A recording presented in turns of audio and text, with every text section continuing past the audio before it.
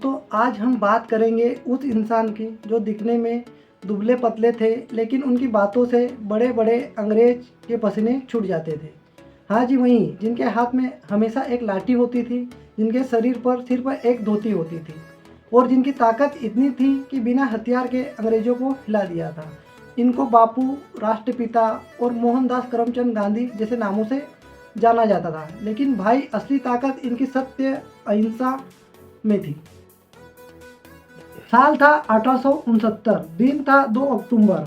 गुजरात के पोरबंदर शहर में एक बच्चा जन्मा। नाम रखा गया मोहनदास करमचंद गांधी।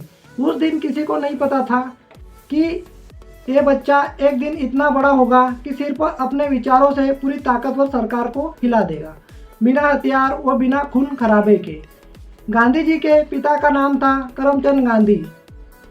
वो पोरबंदर रियासत के दीवान थे, यानी एक तरह से प्रधानमंत्री जैसे बहुत ईमानदार, सख्त और कर्तव्यनिष्ठ व्यक्ति।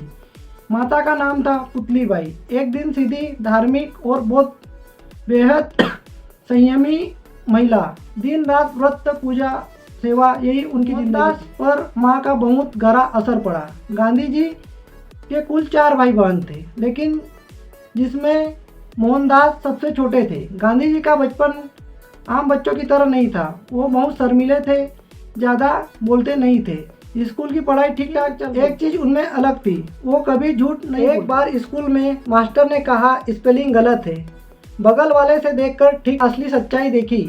ट्रेन में फर्स्ट क्लास टिकट लेकर बैठे थे, लेकिन अंग्रेजों ने उन्हें सिर्फ भारतीय होने की वजह से धक्का मारकर बाहर से कुछ टूट गया और कुछ जाग गया। साउथ अफ्रीका में उन्होंने 21 साल गुजारे, सत्याग्रह शुरू किया, यानी सत्य के लिए संघर्ष, लेकिन बिना हिंसा। उन्हें भारतीयों के लिए पासपोर्ट, सम्मान, काम और पहचान की लड़ाई लड़ी। कई बार जेल गए, लेकिन डरे नहीं। वहीं पर उनके जीवन का असली मकसद बन चुका था। अन्याय के खिलाफ खड़े होना है, लेकिन बिना हिंसा। 1917 में बिहार के चंपारण में अंग्रेज किसानों से जबरन नील की खेती करा रहे थे। गांधी जी वहां गए, उन्होंने किसानों से बात सुनी और सत्याग्रह किया। किसानों को न्याय मिला और अंग्रेजों को पहली बार ये एहसास हुआ कि अब ये आदमी रुकने वाला नहीं है। फिर तारीख आती है 1 अगस्त 1920, होता है असहयोग आंदोलन। अंग्रेजी शासन का बहिष्कार किया। सरकारी नौकरी छोड़ो, सरकारी स्कूल से बाहर आओ और विदेशी कपड़े चाहिए। उन्होंने बड़े आंदोलन करे।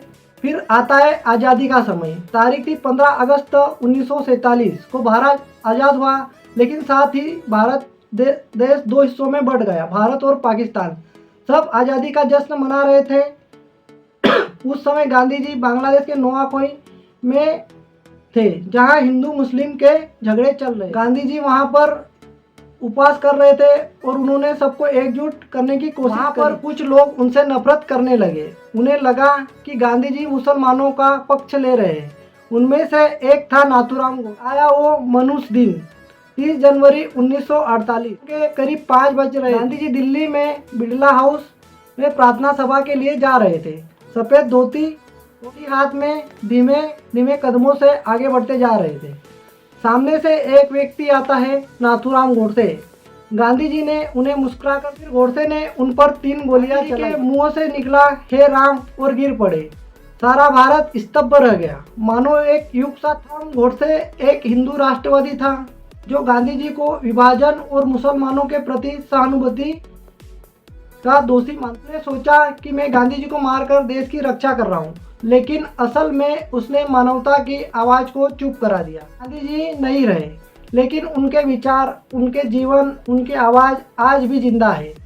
अगर वीडियो अच्छा लगा हो तो चैनल को सब्सक्राइब कर देगा और वीडियो को लाइक करेगा।